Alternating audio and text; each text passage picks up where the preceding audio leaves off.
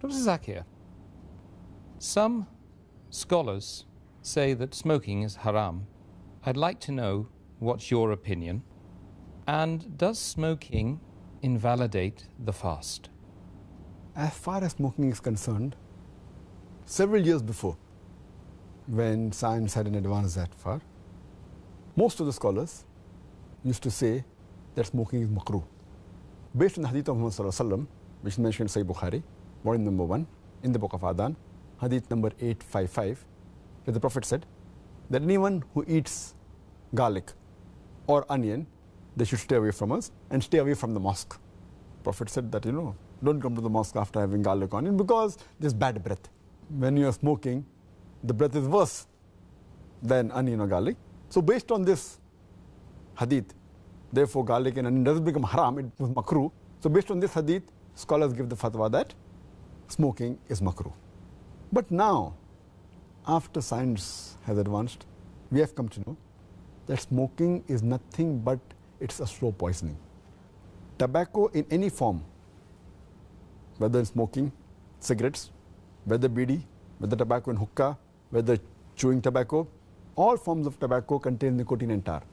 And we know it's nothing but slow poisoning. That is the reason most of the non-Muslims also, they agree that smoking is haram. Not only the Muslim world, even the non-Muslim. That is the reason they put a statutory warning on the cigarette packs. They put a statutory warning saying cigarette smoking is injurious to health. Or in some countries, it mentioned general surgeon's warning or surgeon general's warning. Smoking is injurious to health. And anyone gives the ad, whether in newspaper, in the magazine or television, it is compulsory that they have to highlight the statement, smoking is injurious to health. So I'm not talking about the Muslim world, even the non-Muslim world agrees that smoking is nothing but slow poisoning. And today, according to statistics, the World Health Organization says that every year more than 4 million people die only because of smoking. And if you count the other forms of tobacco, it will be much more. And today medical science tells us, and even I had learned when I was doing my medicine in the medical college, that more than 90% of the lung cancer deaths are only due to smoking, whether cigarette or bidi or whatever it is. 25% of the cardiovascular deaths are only because of smoking. 70 to 75% of bronchitis and related deaths are only because of smoking. Smoking is nothing but slow poisoning.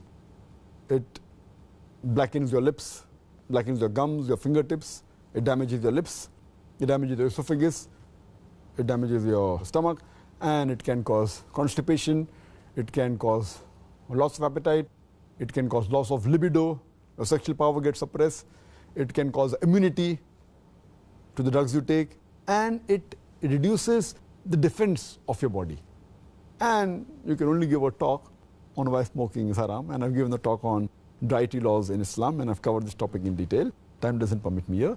But based on all these various research, there are today more than 400 fatwas. The majority of the scholars, they agree that smoking is haram, and all form of tobacco is haram. There may be certain scholars of certain countries, including this country where I come from, India, they say it is makruh yet.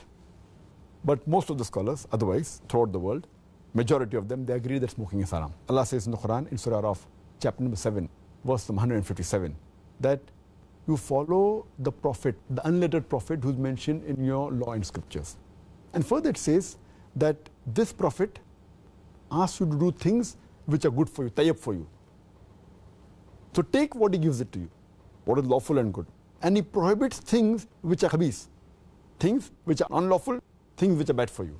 So what a prophet gives, what he gives you which is good, take, and he prohibits you things which are khabis, unlawful, you have to abstain from it. This is the law. And Allah says in the Quran, in Surah Baqarah, chapter number 2, verse number 195, make not your own hands the cause of your own destruction, indicating that do not kill your own self. Because smoking is nothing but slow poisoning, it comes under this category, something like suicide. Slow poisoning, every puff you take, you reduce your life. So based on this, there are more than 400 fatwas saying that smoking is haram. And furthermore, this is one of the major reasons why it's haram. Furthermore, Allah says in the Quran, in Surah Araf, chapter number 7, verse number 31, eat and drink, but do not be extravagant. Allah says in Surah Isra, chapter number 17, verse number 27, that do not be extravagant, do not be a spendthrift. For verily, a person who is a spendthrift is a brother of the Satan, is a brother of the devil. And we know that when we smoke, it's nothing but extravagance. It's nothing but taking a pound note or a few pounds, or taking a dollar note, the green dollar bill, or a pound, and lighting up with fire. When we smoke, when we light the cigarette, it's nothing but burning money, whether it be rupees, whether it be dollars, whether it be pounds, whether it be riyals. It's nothing but extravagance, which is haram in Islam. And you can give a list of reasons why it's haram. But just to cut it short, one more reason, that you cannot harm your own neighbor. You cannot harm your own brother. And in smoking, when you exhale out the smoke, it causes more damage to your neighbor.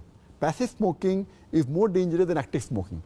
When the person who smokes, when he exhales out, if the person who's a neighbor inhales the smoke, it causes more damage to him than the person who smokes. That's the reason many countries like Singapore, etc., they banned smoking in public places. In your personal house, you can do it. In public places, in government places, smoking has been banned. So based on this, it's haram. So smoking is haram.